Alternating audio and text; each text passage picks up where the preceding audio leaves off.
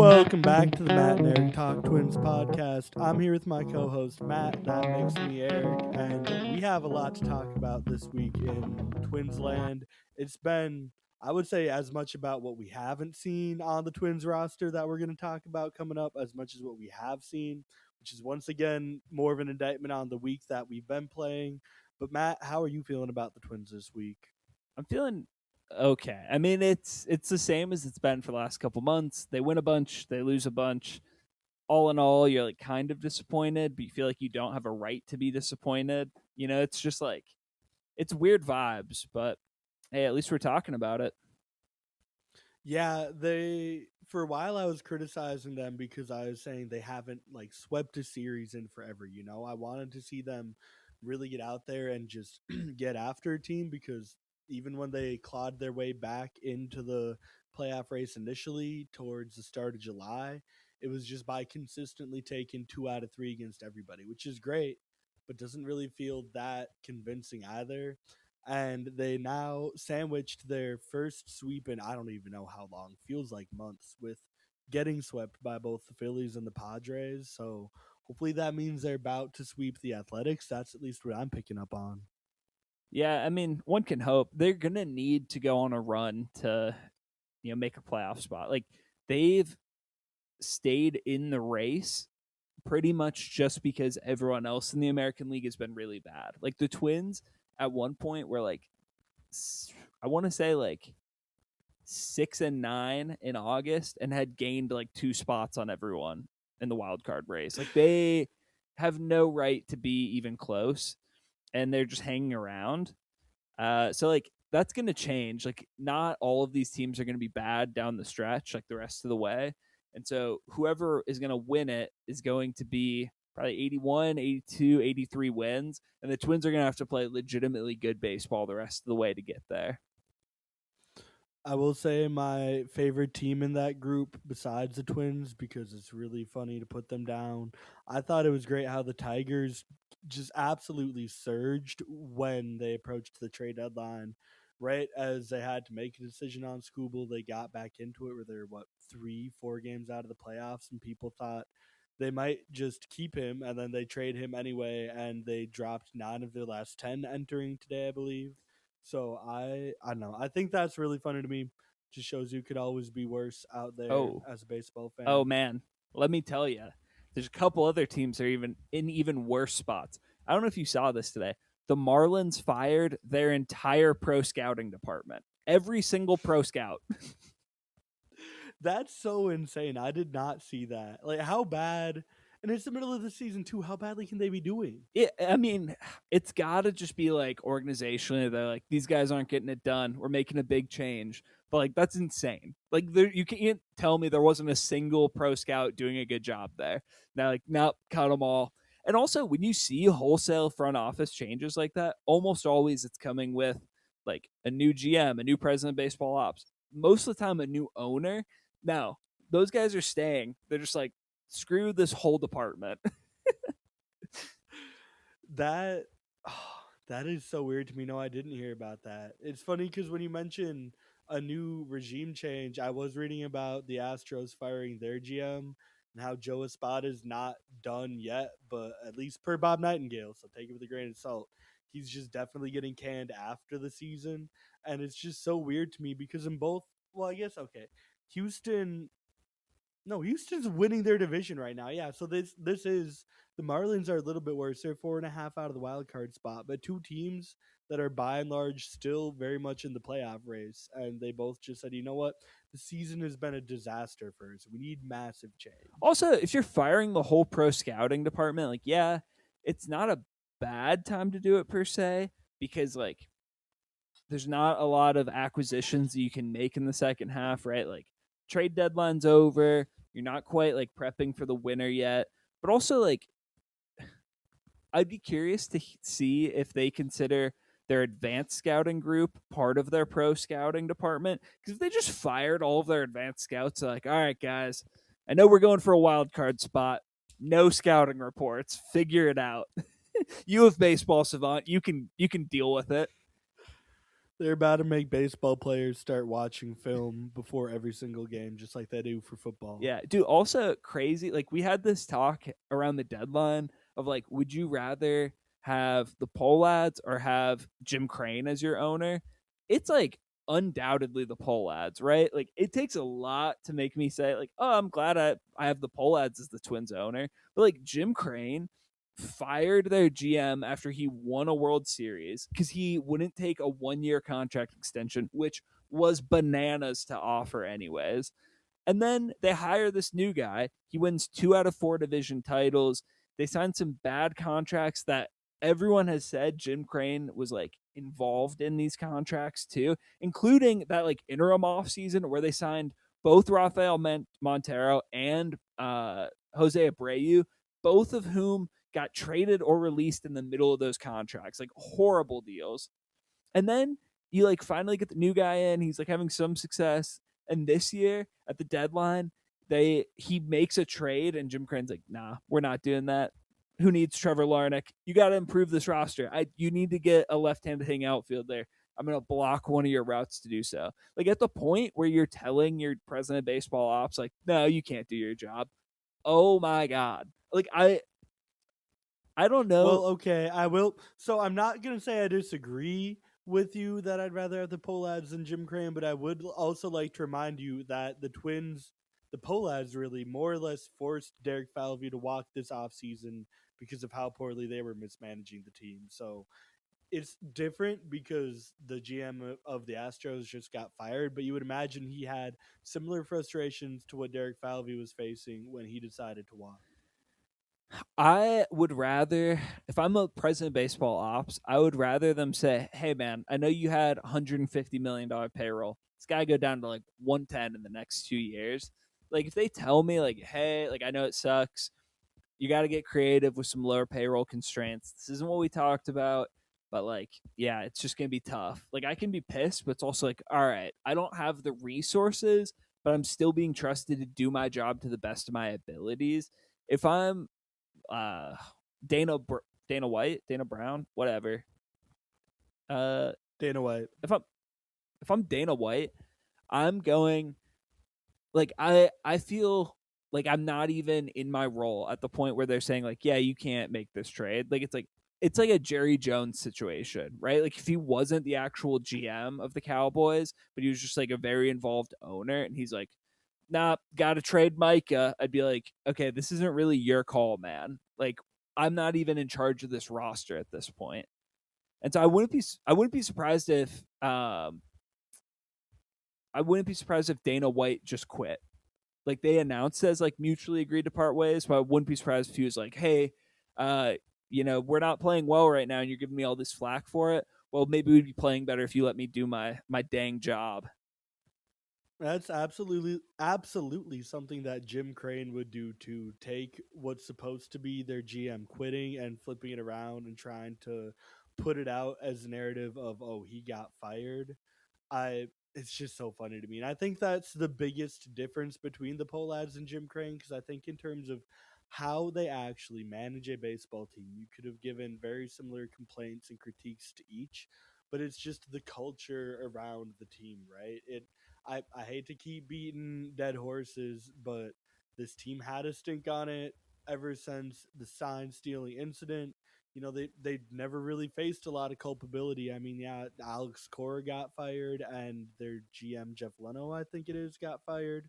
Yeah. Well, and But Carlos Beltran got fired as the Mets manager before ever managing a game. yeah, I always forget that that happened. And honestly, he probably got the harshest penalty out of anybody, because Jeff Leno and, oh, I forget who the manager AJ was Hinch. for the AJ Hinch, yeah, both ended up in Detroit just a few years later. I don't think Carlos Beltran. Yeah, no, Carlos Beltran has not held any manager job or anything like that since then, He's like a right? bench coach somewhere. Yeah, but if the person who caught the most heat from that scandal was Carlos Beltran, who lost his chance to become a manager, you know that they just never really got punished for it, in my opinion. Yeah. And I mean, I'd have to go back and look. I know they had some draft pick penalties. Like I think they lost a couple first round yeah, picks, but also who really cares? Well, I was gonna just keep going. Like, it's a series of small incidents that continue to add up with the Astros that just kind of makes them seem a little less than desirable. There was a whole Roberto Osuna situation. There The was Yuli Gurriel incident. the Yuli Gurriel incident, and as Matt mentioned too, it's just like a lot of very tense front offices. There's been a lot of discussion about the conflict between anybody from Jeff Luhnow to recently even Dana White, who just left. Like, Okay, it's just I'm there's pretty sure it's not Dana White. I think it's because Dana White is the Dana White is the yeah. UFC president, and that might just be what I'm conflating in my mind. I think it's Dana Brown. It is. I Oh, it's Dana Brown. okay. I it sounded just right enough because Dana White's like a name we know so well, and at least I use so often because I'm somewhat definitely growing as a UFC fan. But that makes more sense for it to be Dana Brown. Although I would kind of like to see Dana White GM a baseball team. Would be pretty fascinating. Okay. Also, in other words, or in other areas of it could be worse as a Twins fan. Uh, the Giants so disappointing this year, and also such an expensive roster, and like a decent ish farm system, but like not a lot you can be excited about. They they just put 3 players on the injured list, put another on the bereavement list, and optioned their rookie lefty Tugboat Wilkinson, and then recalled 5 AAA players. Like a fifth of their roster was in AAA yesterday. You're telling me Tugboat is gone already? Yeah, apparently just came up for a spot start. That's so unfair of them. Actually, he got into 2 games out of the bullpen. No, he started them. It just went poorly. In 2 games, he threw 5 2/3 innings, gave up 8 hits and 4 runs, and only struck out 2 batters. Damn, I guess Tugboat was not ready for the major leagues. This has been weirdly anything but a Minnesota Twins podcast so far. We've gotten all the way to Tugboat Wilson before we've gotten to really anything that concerns the Twins. Yeah.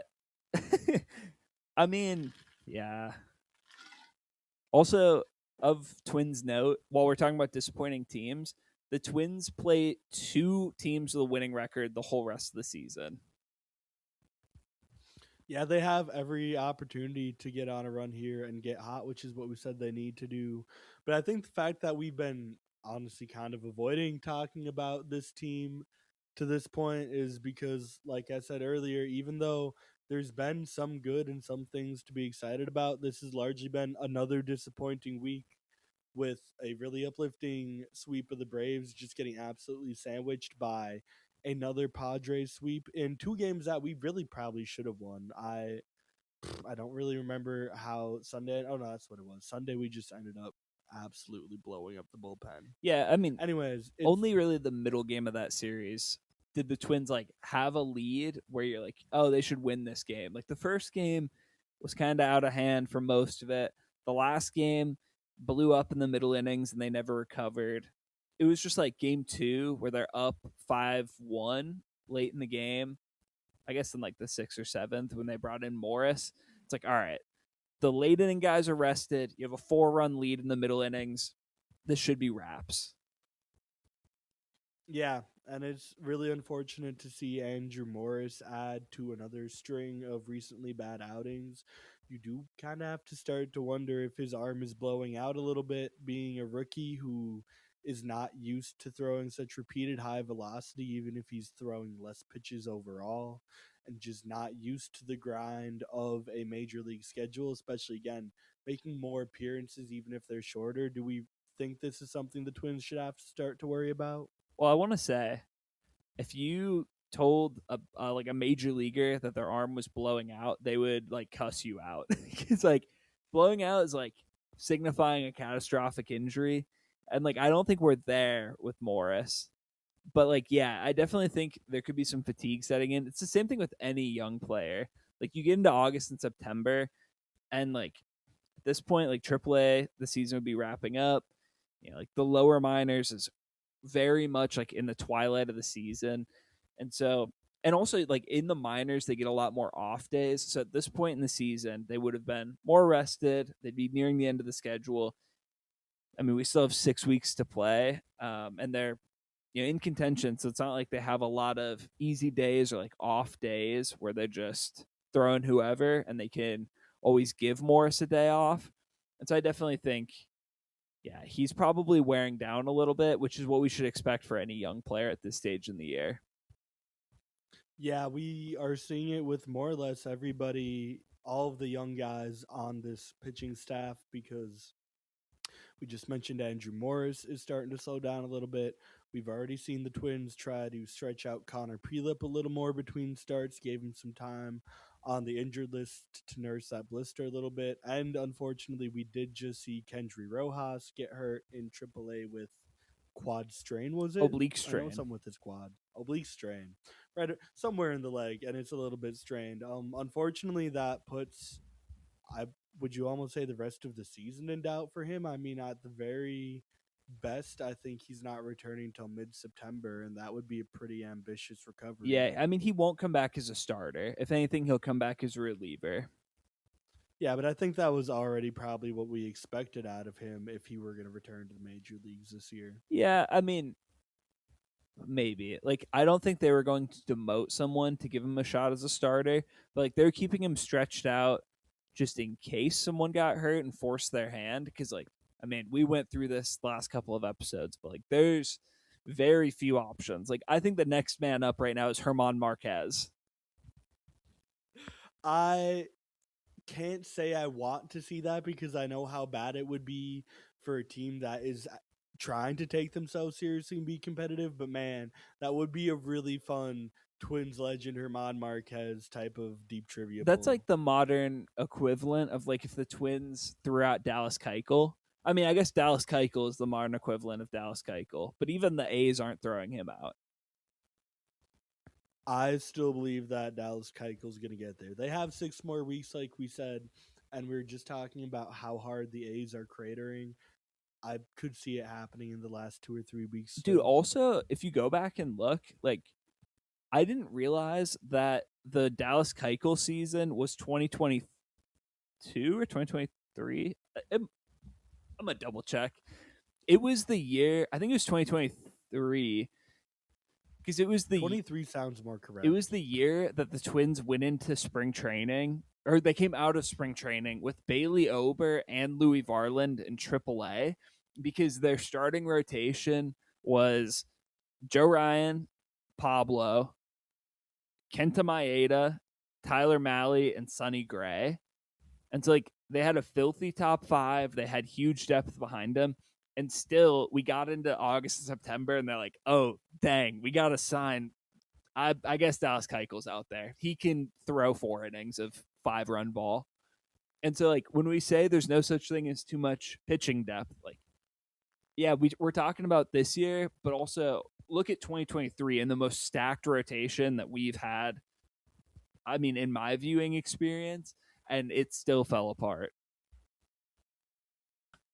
Would you rather have 2023 Dallas Keuchel or current day Herman Marquez? I think that's a great question. Dude, it's a toss up. It's bad options all around. I'm taking Herman Marquez, and maybe that's just because I would rather deal with the devil I don't know in this case.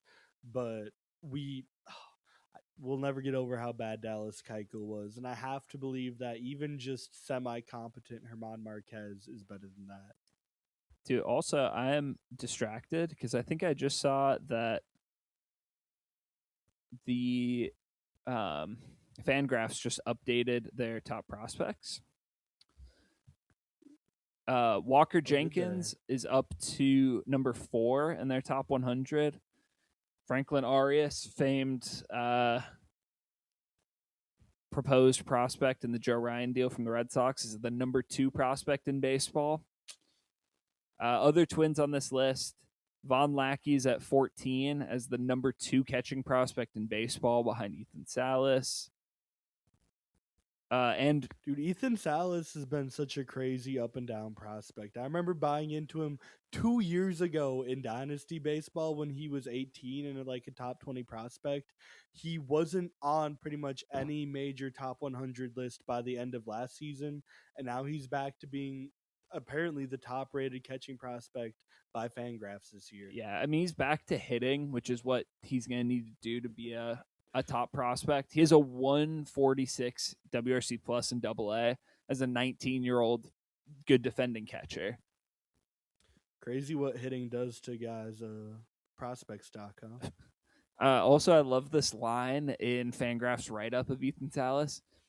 He's Salas is one of the best defensive catchers in minor league baseball. He's a remarkably supple receiver with elite catch and throw skills. I'm sorry, no man should ever call another man supple in any form of the word. He's remarkably supple. Also, getting away from Ethan Salas' supple hands, worth noting, Von Lackey is the number one prospect from this draft, according to Fangraphs. One spot ahead of Grady Emerson and 5 spots ahead of Rock Chalowski. Yeah, but his hands are more supple than Rock Chalowski's. Also, another thing that's interesting, Fangraphs loves River Ryan, number 22 prospect in baseball at 28 years of age. Okay, so I know there's a lot of debate about what like where he should really be valued as a prospect because of the age, but the talent is undeniable. This is another guy that I've already bought into in Dynasty Baseball. The skill is there. This dude is going to rip if he stays healthy. He's basically Matt Cantorino. What a comp. Matt Canarino still playing pro ball when he's healthy, and he has not been yet this year. I believe he'll get there. I'll never stop believing. Yeah. Also, like River Ryan's interesting because he's put up like good numbers in the minors, but not like super eye popping numbers. Like he gets a decent amount of strikeouts, but like not an insane amount. And he like has okay-ish control, but was kind of fringy a few years ago. And like his overall like FIP and ERAs aren't great. Like he's the kind of guy that like scouts love, but then also weirdly like guys who care a lot about individual pitch metrics love him. Like you look at all of his tools and you're like, this guy's going to work. Like he throws hard. He has like 4+ pitches. Like this is gonna be great. But then like the actual numbers, it's like I don't know. Are we really getting all hot and bothered for a 28-year-old who A hasn't thrown a lot of minor league innings and then B hasn't been like super dominant in the minors? It's a open question. It's definitely a very old school versus new school case of scouting and how we value and evaluate prospects.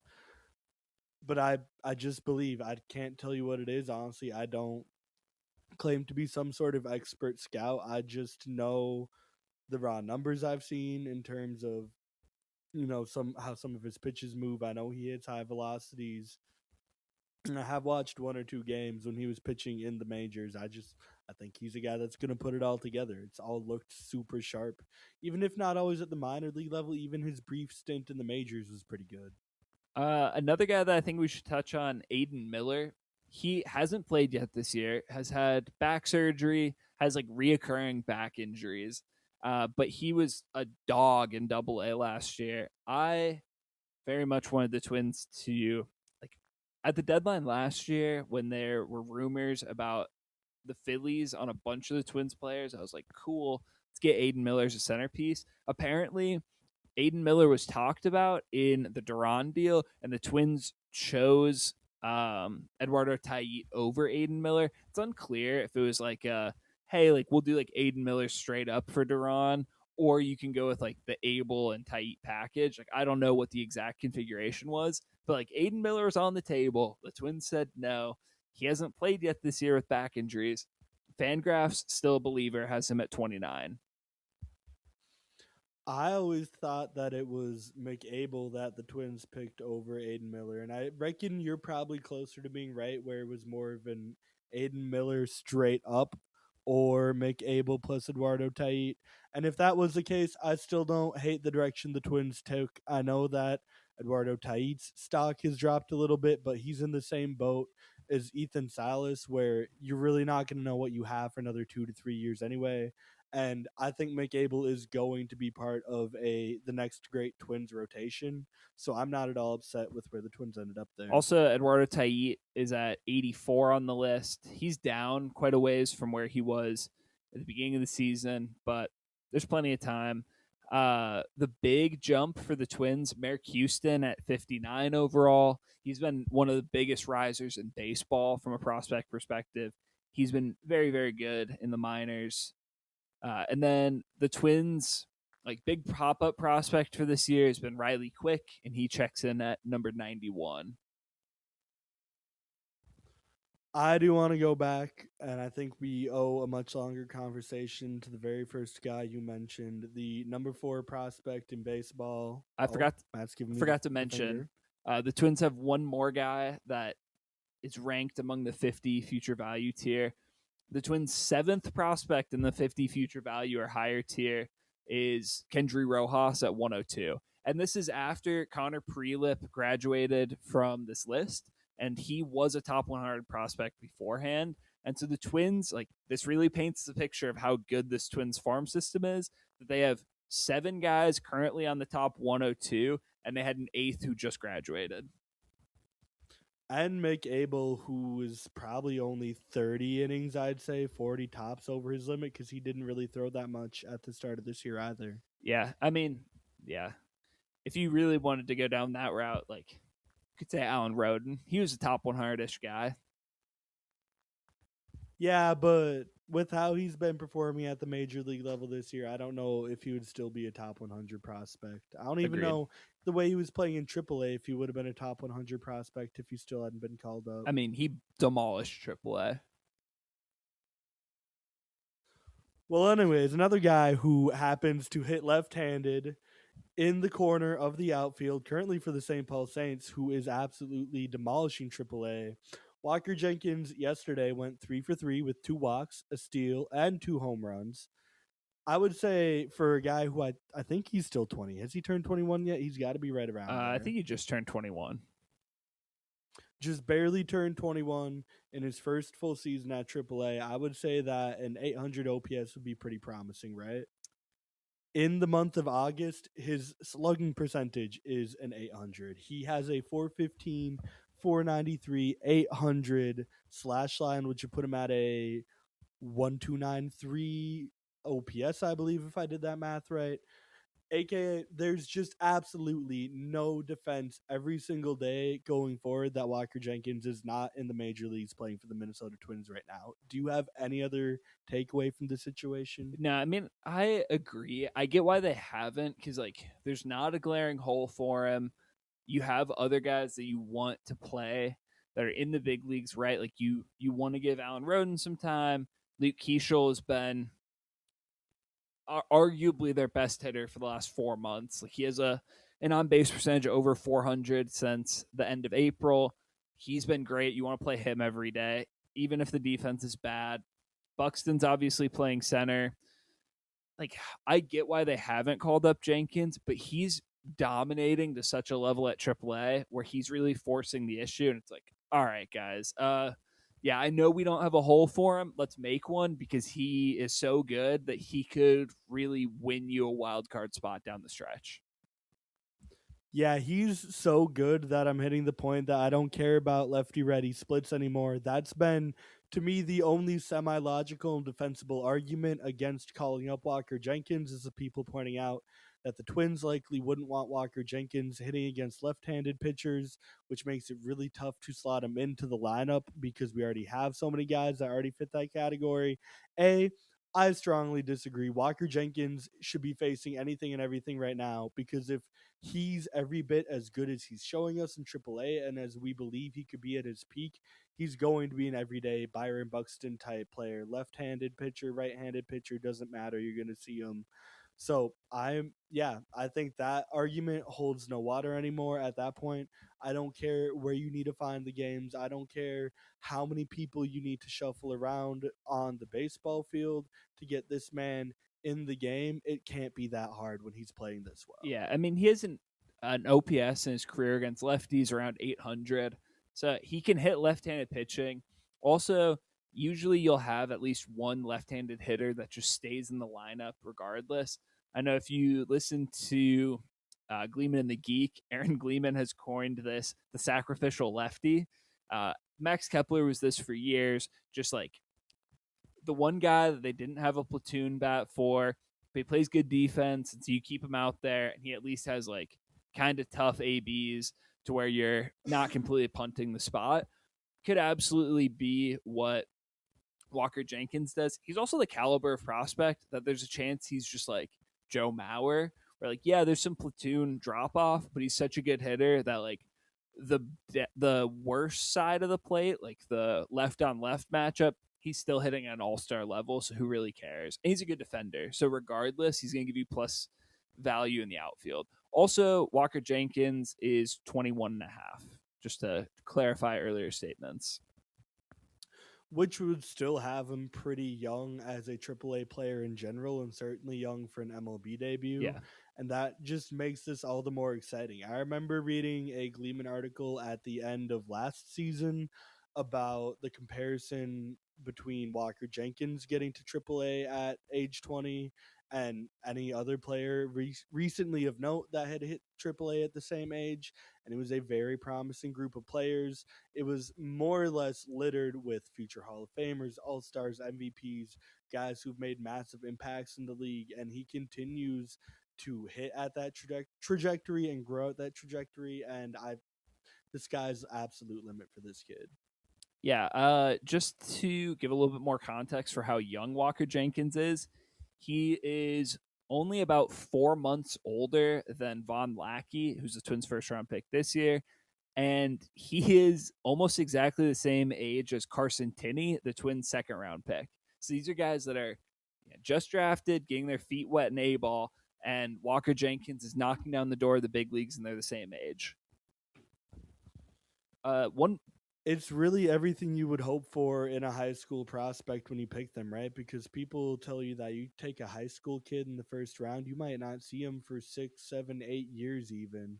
And Walker Jenkins will have been here in 4, I believe. We took him in 22, or did we take him in 23? They took him in 23. But even then, you look around at the rest of his class, and Max Clark is up. Obviously, he was, I think, the only other high school player in that top 5 of Walker Jenkins' Correct. class. But he is the last guy of the top 5 of his class to get that promotion. So it's not that insane that the Twins would be pushing Walker Jenkins up this late. I know that's also something that Aaron Gleeman has tracked. A lot of people have been talking about the potential, probable looming lockout, and how any guy added to the 40-man roster before then wouldn't be allowed to work and train with the team. But you look at everybody else around the league, and Cade Anderson just came up. The Twins also clearly didn't care about that for Kaelen Culpepper. I know there's a lot more guys right now that I'm just straight blanking on, but there's been a lot of really big name prospects coming up recently still. Yeah, I mean, it's the people have the wrong discount rate for baseball, right? Like you think about, and if you're not an economics person, I'll explain what a discount rate is. But essentially, it's the rate at which you discount future years' value, right? So, like $1 today might be worth 95 cents next year, and it might be worth 90 cents the year after, right? So, like you'll give up $1 in 2028 for 80 cents today, right? And so with prospects, a lot of people try to think like, oh, this team isn't that good. Trade away the stars, trade away the better players, go get some prospects. We'll accumulate more and more prospects. And undoubtedly, those prospects are going to turn out, and we're going to have a super team, right? We're going to assemble a super team of players based on all these prospects that we accumulate. And people don't understand, I think, the rate at which prospects burn out, and also like what a good outcome is from a prospect. Like a lot of people would see a top 100 guy, and like I think Brooks Lee is a good example of this, right? He was like a top 30, top 40 prospect, and people saw that and they saw his minor league production and like this guy's going to be a star. But that was never really like likely for Brooks Lee, especially when you get into his real prospect pedigree or like his profile. And I think the outcome that they've gotten, which is like 100 WRC plus, good fielding, everyday third baseman, that's a good outcome for him, right? And so people tend to overvalue future contributions of prospects and undervalue the rate at which you get bad outcomes from them. But also, like, in the years where you are competitive, you should be doing everything you can to boost those competitive years. And if that means, you bring up a prospect early or you trade a prospect for a guy who's going to help you win now, like nobody can take those banked wins away from you. And there's no guarantees that this prospect is going to help you at all in the future. And so you might as well cash them in now, whether that's potentially hurting their development, but bringing up a guy that you think could help, or trading them for a piece that you know will help. And this has been a long soapbox way of saying teams should be more aggressive with their prospects, but teams should be way more aggressive with their prospects. I'm never going to interrupt or ever get mad on any soapbox rant that includes a very sound economic lesson. You know I'm here for that. Um, I would double down on that and say, to me, that's why I really value contextualization when we're looking at prospects in the minor leagues, because while every prospect is different, you do start to see patterns amongst certain groups of players. Brooks Lee did have a very high prospect rating. He was viewed and valued very highly, and he did perform very well in the minors, but that was also as a pretty battle tested player coming out of college. He was pretty old for his draft class. He was definitely very polished and viewed as a very pro ready prospect. Whereas a lot of times, especially even if it's just something as simple as young guys getting quick promotions. Well, for one, guys don't really get to AAA at the age of 20 unless they started in high school, because for the most part, if a guy's going the college route, he's not getting drafted till he's 20 or 21. It would take some very aggressive promotions to get him up to AAA. So I think just anytime you can start to contextualize what a player's doing in terms of what other players who did similar things at the minor league level did, you can start to get a better idea of what you can expect out of a successful career of a player of that caliber. Yeah, agreed. Also of note, so this top 100 that we talked about, where the Twins have 7 in the top 102 prospects, and then an eighth that fell off, graduated in Connor Prelip. They also don't have Emmanuel Rodriguez among that top 102. I certainly think he's a top 100 prospect. So in my eyes, it's pretty easy to see, you know, in the top 100 ish that have been up. Oh, what a double play ball. Sorry. It's Sunday night, Monday night. It's Monday night Monday night. when we're recording and the Twins are playing the A's and they just turned a big double play in the third inning. Anyways, it's pretty easy to say that the Twins have 9 guys who are either in the minors still or recently graduated, who are top 100-ish prospects, and that is super valuable. Like, it's hard to imagine the last time the Twins had that deep of a farm system. I do want to ask, because I honestly kind of forgot about him with all of the craze about Walker Jenkins recently. Do we still think that Emmanuel Rodriguez gets called up this year? It totally depends on health. Like, well, Emmanuel Rodriguez's health is never a certainty, but also, if Walker Jenkins comes up in the next week or so and he's playing every day, and then let's say Byron Buxton gets hurt, I definitely think that Emmanuel Rodriguez could be like the corresponding move for Buxton. But yeah, I don't know. If they can't find a spot for Walker Jenkins, it's hard to imagine them finding a spot for Emmanuel Rodriguez without an injury. While I still believe in Rodriguez as a prospect, it certainly starts to get concerning that we chalked him up as being easily the most likely Twins prospect to get a promotion this year, reach the major leagues, and probably graduate from prospect status. And now there's a very real chance that out of him and Walker Jenkins and Kaelen Culpepper, he's the only one that doesn't see any major league time in 2026. It's not the end of the world, but it's certainly not what we would have liked to have seen out of Manuel Rodriguez this year. Yeah, I mean, it's just because he got hurt, right? Like, if he didn't tear his UCL on his thumb, he definitely would have been up a couple months ago. You're not going to like what we're about to watch. For those who aren't happening to watch with us right now, it's another topic that we're gonna have to get to shortly. It was, in fact, Kaelen Culpepper bobbling a pretty routine ground ball Oh, and just completely missing any chance of getting us out of the inning without allowing a okay, run. I wouldn't say it was routine. It was deflected by Zebby.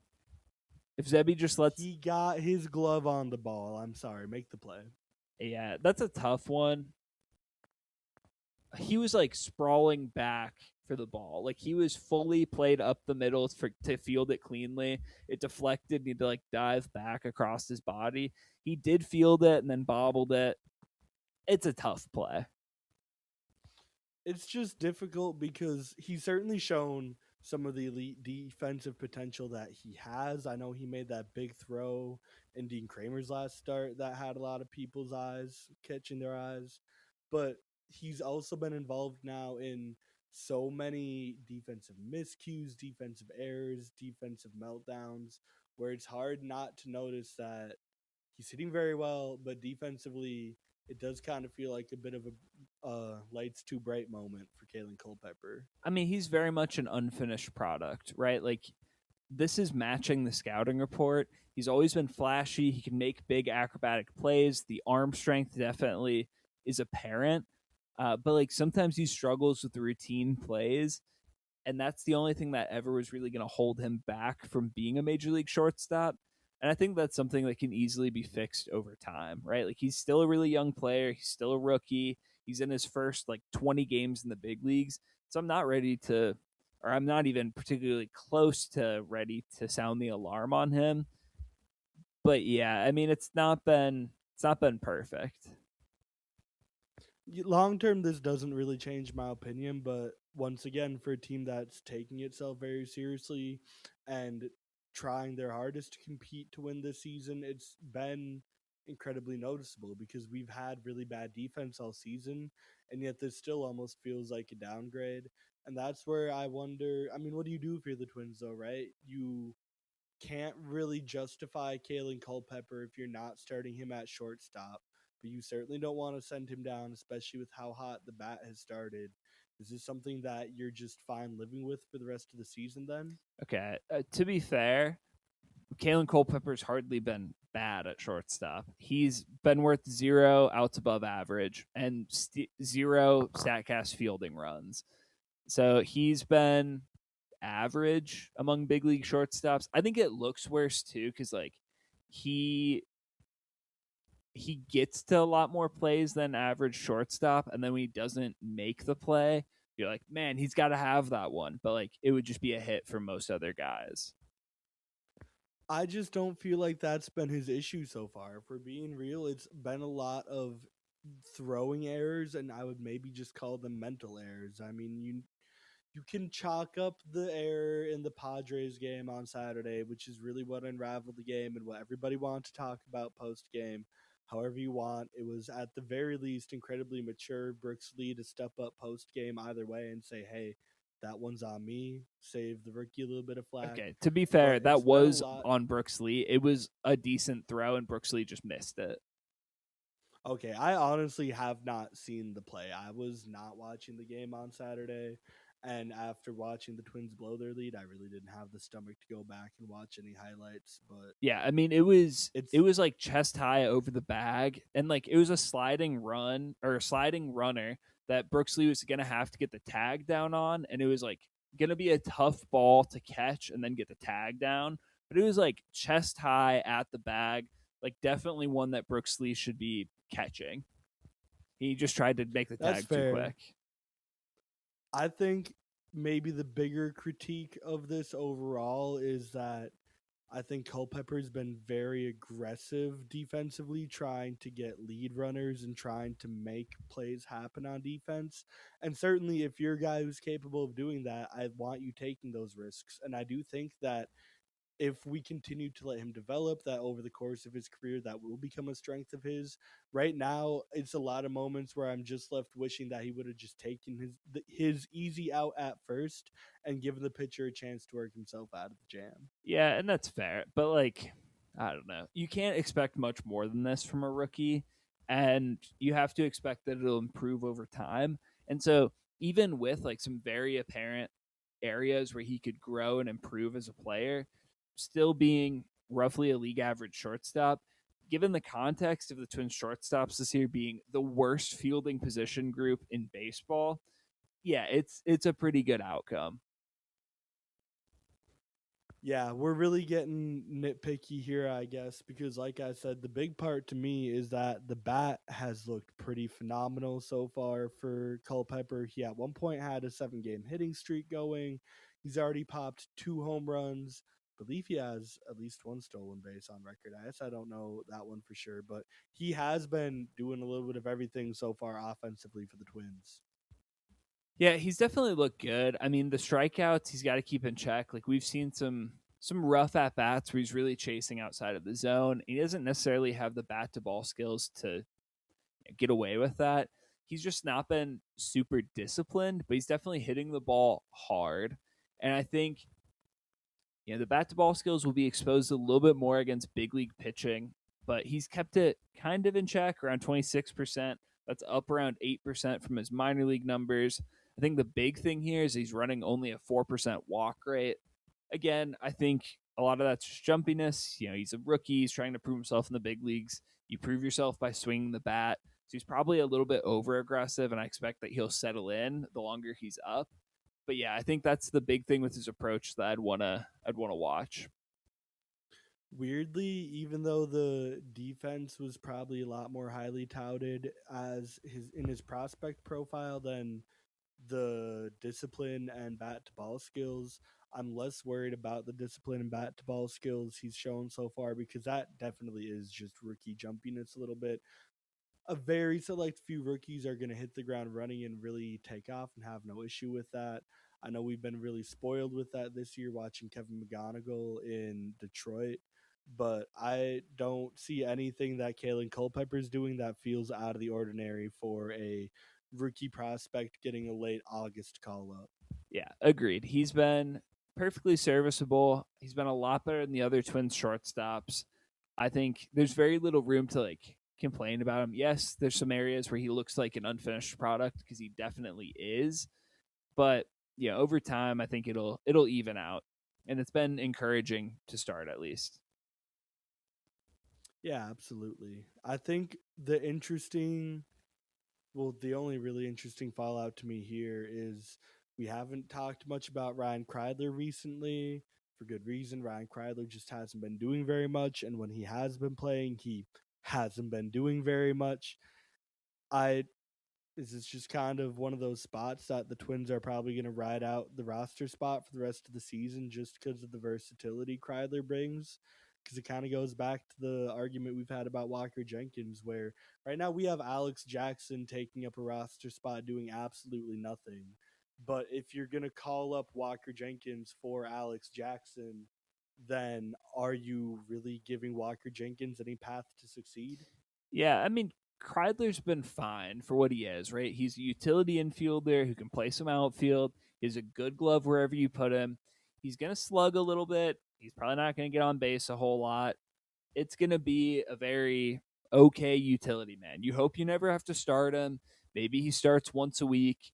He can come in as a defensive sub late in games. Like, he's definitely a usable player. He's not one that'll get many highlights. He's not a guy that is going to be a fan favorite, but there's a Ryan Kreidler on every roster, right? And he's perfectly fine in that role. I just don't think he's going to be much beyond that. I guess maybe this was more of an Alex Jackson rant all along, but it's frustrating to me to some extent with Kreidler, and especially more with Alex Jackson, how I mentioned, they are just wasting a roster spot. Like, straight up, Alex Jackson is not in any of the day to day plans of the Minnesota Twins. At best, he's probably going to see the game if they're giving Ryan Jeffers a day off. They decide they want to pinch hit Victor Caratini late in the game. That's really almost the only situation I could see Alex Jackson playing in a major league game right now. So what is he doing here? Why is he on our roster?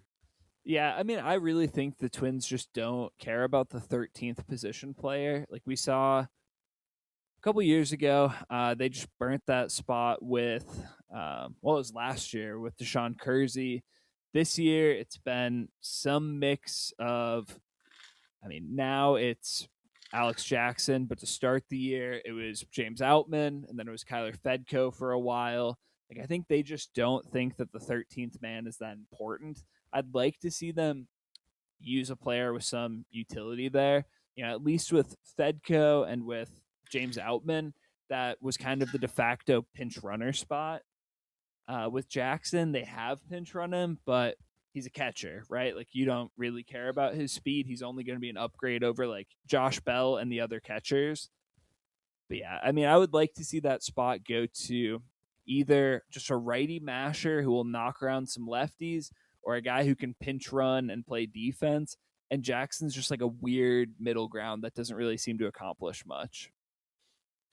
If they do make the playoffs, you have to imagine that they would then make a switch to get something with a little more utility in there. But what do they even really have left to throw in that 13? I mean, if you're going for the playoffs, is there a world where you call up Walker Jenkins just to be a pinch runner and defensive No. specialist? I don't really think that makes a lot of sense. If anything, I think Manuel Rodriguez would be closer to filling that gap. But if you want a righty masher, it's I don't really know who in the minor leagues. Well, okay. It could be Ben Ross, who's kind of like in between. Like he's kind of more of a Kreidler type and that he can play everywhere. He has a good glove. He can stick at shortstop, but he has absolutely torched left-handed pitching to like the tune of like 1,000 OPS this year. He's hitting a lot better this season than he has any year in the past. He's been kind of a pop-up prospect for them. So I don't know that they're super bought into the bat to the point where they'd call him up to be the righty masher. You also have Gabby Gonzalez, who's a former top 100 prospect, who's on the 40-man roster, who's healthy in AAA. He's not having a great year this year, but he was phenomenal last season. And in both years, he's hit left-handed pitching well. He can stand in the outfield. You can put him at DH. He's another option. Also, real post type prospect. Not even really a prospect, and I don't like his player type. But I mean, even just call up Aaron Sabato. He has like Hell he has like yeah. a 1,200 OPS against left-handed pitching in AAA this year. He's at least big right-handed bat that you can pinch hit late in games and hope he pops a homer. If you have other guys on the bench, like if you have a Ryan Kreidler, right, you could see a situation where late in games, a lefty comes in for whatever reason they're playing Alan Roden, right? You want to pinch hit for him. You bring in Sabato to pinch hit. He gets an AB against a left-handed arm. If he gets on base, cool. You bring in like Ryan Kreidler to run for him. You get some speed on the bases, and then Kreidler's coming in defensively for him anyways. Yeah, I could see a role or a bench setup like that really being beneficial. I'm glad you mentioned Sabato because I was definitely going to, if anything, just because I'm always a sucker for a good story, and I think it would be a great full circle moment if at 27, the Twins' former first round pick, who to me the more impressive part, has stuck with the organization and vice versa the whole time, right? Like, I would say it's extremely rare for a former first round pick of any caliber to be 27, probably on what his sixth year in the minor leagues, I would Yeah, he was guess. drafted in 2020. Still, yeah, still with the same organization that drafted him, still just plugging away at the AAA level. I I know that especially if we hit the playoffs, there's absolutely no room for pulling on heartstrings. But if there's anybody that would deserve a shot to come up and just be that fun little plug and play right-handed hitting masher, I think Aaron Sabato would fill a really fun spot in this Twins roster. Yeah, definitely agree. And like we've talked about in past episodes, we've talked about this episode. Like, there's definitely room for the Twins to get more out of this bench. Like, there's a couple guys that are just kind of taking up spots, but I mean, I don't know. It's hard to complain about this position player group that's so far exceeded our expectations, and that's without even really tapping into the young guys that we thought were going to make it good. Is there room for optimization here? Absolutely. Is it much better than we hoped for or had any right to believe it could be? Also, yes. It's really funny because that description as a whole feels like it could also really apply to one more guy that I know we both want to talk about tonight. Luke Keeschel, who by all means is just absolutely hitting the crap out of the ball again, arguably has been our best hitter on the season at this point with the way Byron Buxton has been slumping as of late. Any way you want to dice it, he certainly looks like he's a fixture of this lineup for years to come. Unfortunately, I don't think anybody could tell you where he's actually going to be playing baseball on the other side to do it. What do you make of where we're at right now with Keeschel? See, like guys like Keishel, I always lean towards the side of he's an athlete and we know he can hit. He can figure out a defensive home, right? Like he's athletic enough where I don't think he's going to be a butcher forever, right? Like especially if he's an outfielder now. I mean, he's fast. He gets okay reads in the outfield. He can polish some things up and be at least a solid average defender. It's not that long ago we saw Austin Martin move from the infield to the outfield and look pretty rough for a while. And now Austin Martin's probably outside of Buxton the Twins' best defensive outfielder, or at least among guys who play out there regularly. And so I definitely think they can coach Keishel up, get him to at least be a league average ish outfielder, and that's probably his home long term. I personally would still love to see him in the dirt just because the Twins have so many outfielders. And I think Keishel's value would be much increased as a second baseman. But on that same token, I mean, we're 2 years in. He still looks pretty rough in the infield, and the Twins haven't played him at all there since moving him to the outfield. And so I just think the Twins at least view that ship as having sailed. The other logical conclusion, because we were trying to shoehorn so many players in there this last off season, is that you could try to teach him a little bit of first base. The issue with that is that you're then really kind of wasting a lot of the athleticism that does make you excited about any sort of defensive profile on Luke Keeschel. So there really is no great option. I would say long term, the best option is I would agree to put him in the outfield, but for this season, I don't know if you can trust him there. If we're playing a playoff game, I don't think I feel comfortable with Luke Keeschel starting in the outfield. I feel like I would almost venture that he has to be a full time DH in the playoffs. Dog, just when you were trashing Ryan Kreidler, he hits a bomb. That seems to have been happening a lot to us recently. I think we just need to become more of a hater podcast. Yeah. I mean, yeah, Keishel's been really bad defensively. I think long term it'll be fine. Again, this year, probably not. The Twins have a lot of bats though to like fill in that DH spot. So I don't know if you want to move him there. I mean, if you're putting him in the DH spot, you're taking Josh Bell out of the lineup. And again, he's been really hot in the second half. He's a pretty good bat. I wouldn't necessarily love that, but I would rather see Josh Bell playing first base than Luke Keeschel playing right field. I'll say that yeah. But much. then where do you put Royce Lewis? On the bench, I don't care. I would rather have, if you're asking me to pick two of those three to start in any given day, I'm going to pick Keeschel and Bell. Doesn't matter the pitching split. Yeah, okay. But like Royce Lewis has also been one of the Twins' better hitters since being recalled.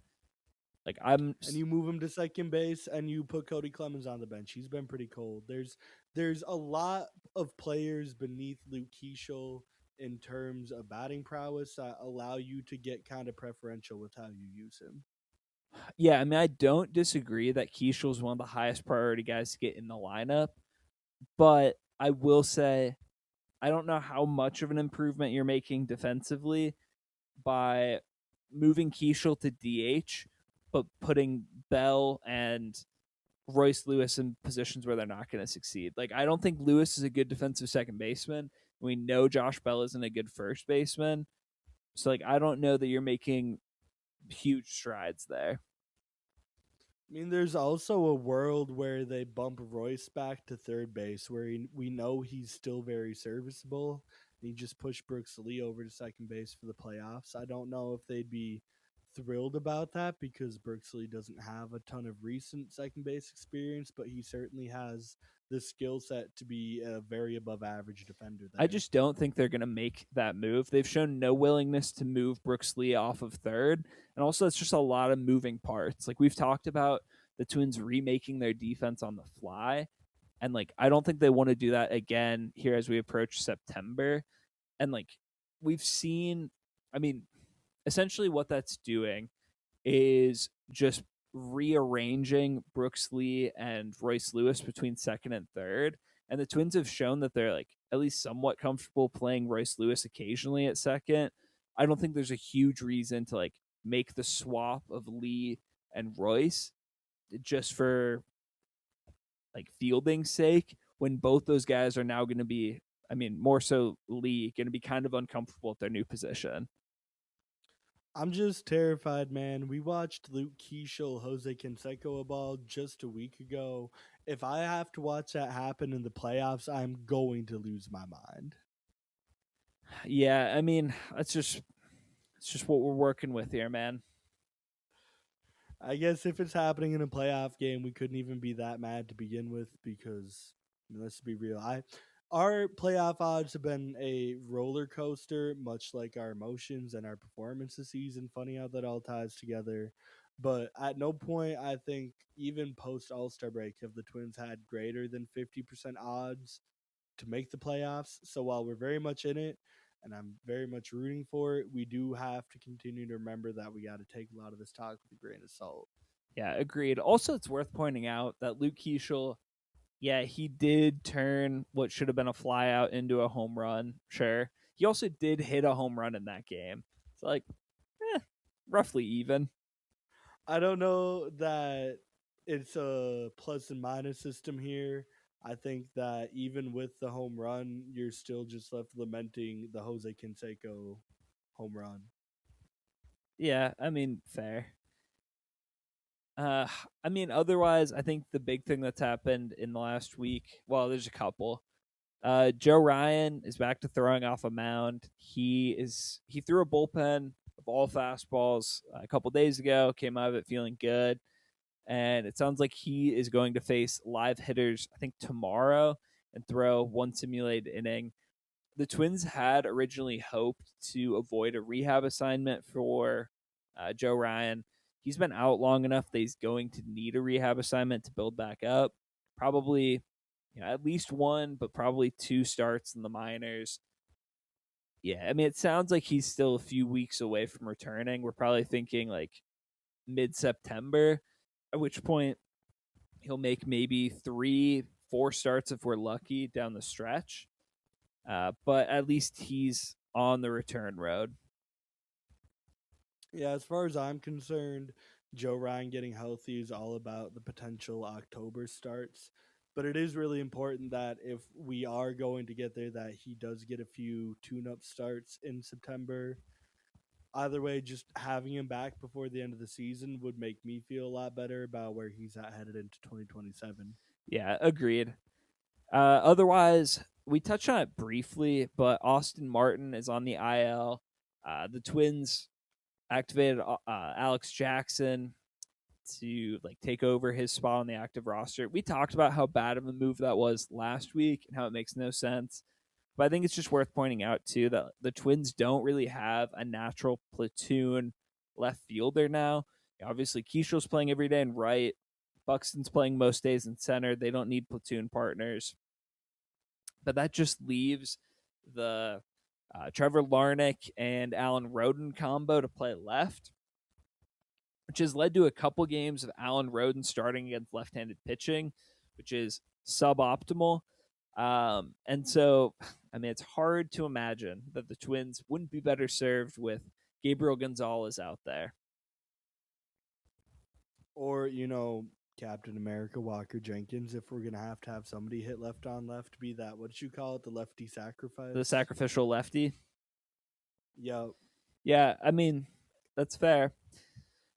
And we've talked I about want how Josh Bell's been one of the Twins' better hitters. It's worth pointing out that Trevor Larnach has been slumping for a while. He's now moved down the lineup. He's hitting seventh most nights, which I think is more so, showing how well the rest of the lineup has performed as a whole versus how much Larnach has slumped. But I think it's to the point where you look at his defense, you look at his offensive production, you can kind of say, all right, maybe we can get away from playing him, every day. And maybe his playing time doesn't have to be so high, and we can put in a better defender, maybe a more high upside bat in Walker Jenkins in left field. Yeah, it's yet another example of how the Twins could really shoehorn Walker Jenkins into this lineup, and it just continues to add up to me to being a giant, massive green flag of send this guy up, let's get him going. Yeah, I want to take a moment as well to shout out Dean Kramer. I think this is going to become a weekly bit at this point because I know I talked about this last week too. My fun fact of the week for Dean Kramer: he is already the fourth most valuable starting pitcher of the season by WAR for the Twins. He is also tied for the fifth most valuable pitcher overall on the season for the Twins.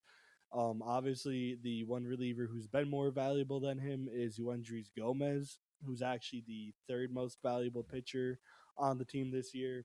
The funnier part to me, you know what pitcher is already tied for him as the fifth most valuable pitcher by WAR in the Twin staff this season? well, first of all, I want to clarify. You're using Baseball Reference WAR. I'm looking at ESPN, so I would assume Baseball Reference God, WAR. I Yeah. hate Baseball Reference WAR, but go ahead. I know. I especially hate it for batters. I think that their total valuation between hitting, defense, and speed is out of whack. But it's a lot more convenient for me to just pull open my ESPN app and hit the stats tab on the Twins Do page. also That being said, by B War, you know who the fifth most valuable Twins pitcher's been this season? who? Tommy Nance. Yeah, Tommy Nance, 2.32 In a month and xFIP a as a half. Twin. He's been, and again, outstanding pickup by Jeremy Zoll with, I believe, another year of control after this, right? He has 3 more years of control after this. 3 more years of control. This, knock on wood, so far has been a pretty spectacular overall trade deadline / trade season for Jeremy Zoll, and that's with Trevor Hoffman. Jeff Hoffman, I caught myself. Jeff Hoffman not having the greatest start in Minnesota. Yeah, that's true. I have a lot more faith in this bullpen. I mean, we were talking a little bit before the podcast, but this bullpen group has struggled. I mean, really a lot over the last series in San Diego, but I think it's a good squad, right? Like Tommy Nance, we just talked about. He of the 2.32 xFIP since becoming a Twin, running a 31% strikeout rate. Like he looks really good, and I think he's pretty clearly their fifth best option out of the pen. Yuendrys Gomez, still don't buy the underlying numbers, but also 1.85 ERA. It's not going to last, but he is perfect in save ops for the Twins. Andrew Morris has been really good. He's backed up a little bit recently, but very much a believer in him. Jeff Hoffman's clearly the best reliever in this bullpen, even with his early struggles. And AJ Minter's very serviceable as your top lefty. All those guys adds up to what I think is an above average bullpen group. And hopefully it can paper over some of the holes in this rotation. Yeah, and we do also have to consider that there probably is not as many potential young arms that could come up and pepper in some spots in the bullpen as well, but that still always exists this time of year. I think the main one, I was going to ask you this earlier when you were talking about him, but I forgot, if he gets healthy, are you carrying Kendry Rojas or Taylor Rogers onto a postseason roster? Rojas for sure. I think Taylor Rogers is just here for like the veteran factor. The Twins are using him in the lowest leverage spots possible. He's thrown 48 innings and has a 5 xFIP. He has a 19% strikeout rate against a very high 10% walk rate. He's not really doing a whole lot, but he's just like kind of a good guy to have around. And I don't think the Twins will carry him on a playoff roster just for vibes. I was just gonna say, even if this is the end of the road for Taylor Rogers, I really appreciate that we got one last year in Minnesota with him. Yeah, agreed. He's a fun guy, but like he's not gonna help you win a ring.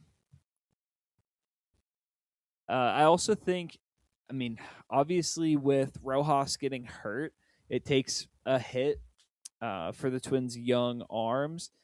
But I think there's still a world where down the stretch the Twins could turn to, especially if they're in playoff position, they could turn to a guy like Herman Marquez or, I mean, one of the other guys in AAA. Maybe we saw him a little bit, but Jack Anderson, he could come up and be kind of a spot starter, or Ryan Gallagher if they wanted to turn to a pitching prospect. But we could turn to one of those guys in the fifth spot and then move Zebby to the bullpen, where I think he could be really a high leverage arm. We saw that a couple years ago with Louis Varland, where he moved to the bullpen down the stretch. Maybe they do the same with Zebby. I think that's his long term home. So getting him settled there early and maybe have some success going into 2027. But yeah, I mean, I think really the big young arm additions to this pen are going to come in the off season when we have, you know, guys like David Festa getting healthy again.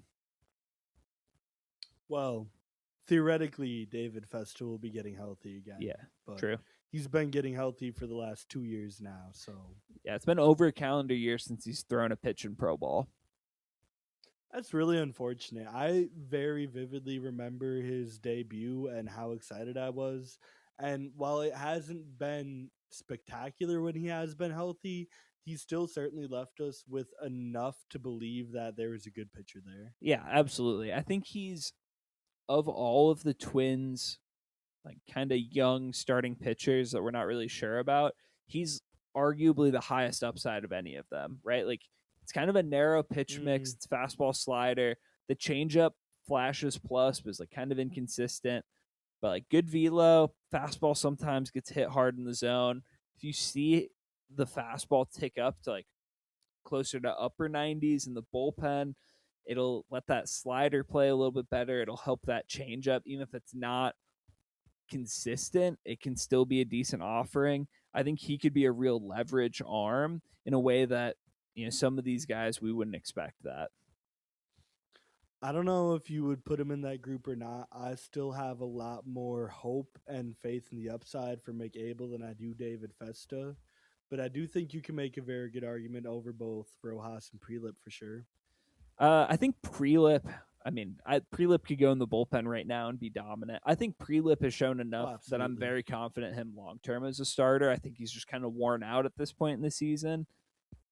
But I think Rojas is going to be a reliever long term. We've been over that a bunch of times. I think McAble has a deep enough pitch mix and has shown enough strides in his strike throwing that I think he can stick as a starter. He's the guy I was most excited about coming into the season. And then obviously that season only lasted 4 starts. So I don't think we've learned a whole lot new. I do think at the very least, if he never clicks as a starter, that McAble could be a Duran-esque closer by himself. Yeah, I mean, Duran-esque is like such a high level. Like Duran's the... That is true. That's a very big ask. Yeah. Although, yeah, it would be really impressive if he does. It's within the range of outcomes, but I wouldn't say that it's likely that he gets to that level. Griffin Jax-esque reliever, maybe? Yeah. I'd say about a step down. Yeah, I mean, overall, feeling much better about this pitching staff than we did, 6 months ago for sure. Absolutely a year ago. I mean, a year ago we had, what's his name? Thomas Hatch. Erasmo Ramirez. He was our de facto closer.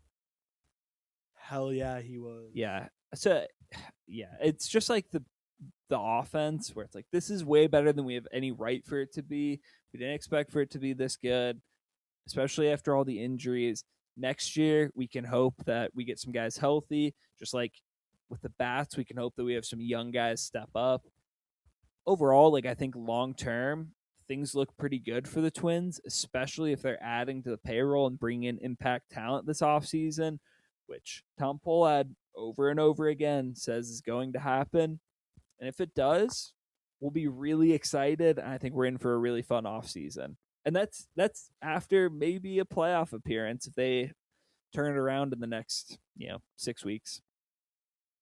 Bobby Nightingale Jr. did have a fantastical article in the Tribune about more or less the entire Padres process that started with Pete Seidler, whoever Yeah, the late Peter owner of the Seidler. Padres, I believe. Yeah, Peter Seidler, which really started with Peter Seidler. Unfortunately, he never really made it long enough to see the fruits of his idea. But we have seen the Padres blossom into what has been the fourth largest, well, not the fourth largest market, but the fourth most attended team in baseball this season, despite being labeled as the second smallest TV market in baseball.